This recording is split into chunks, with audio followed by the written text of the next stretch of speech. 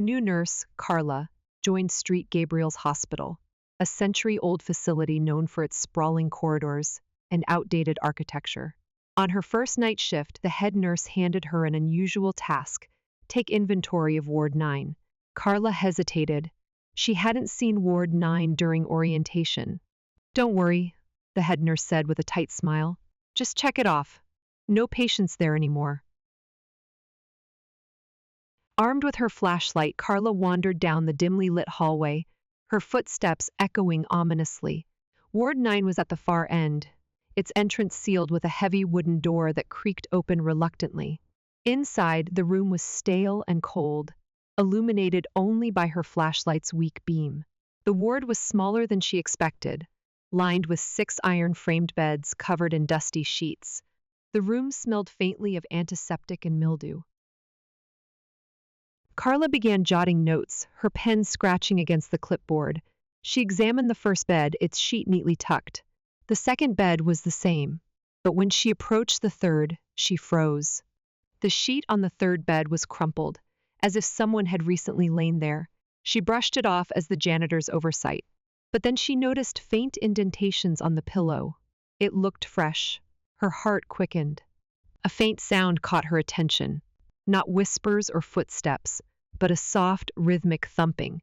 It seemed to come from the farthest corner of the ward, behind a rusted curtain. She called out, "Hello? Is someone there?" She approached the curtain slowly, every nerve in her body screaming to turn back. With a trembling hand, she yanked it aside. Nothing. Just an old cabinet with broken drawers. The thumping stopped. Carla sighed in relief and continued her inventory. But the moment she moved to the fourth bed, the thumping resumed, louder, insistent. This time it was coming from beneath the floor. Carla dropped to her knees and inspected the floorboards. They were warped and uneven. Pressing her ear against the wood, she heard it clearly, a heartbeat. "No, this can't be real," she whispered, pulling herself back up. Determined to finish her task quickly, she moved to the fifth bed. The sheet had a deep, rusty stain on it. Blood? No, it had to be something else. Time had a way of turning things grotesque in such places. But as she touched the sheet, she felt it, wet, warm. She gasped, pulling her hand back, staring at the fresh crimson smearing her palm. A loud crash came from the cabinet she'd inspected earlier. She spun around, flashlight trembling. The cabinet door was ajar now. Carla swore she'd left it shut. "Hello?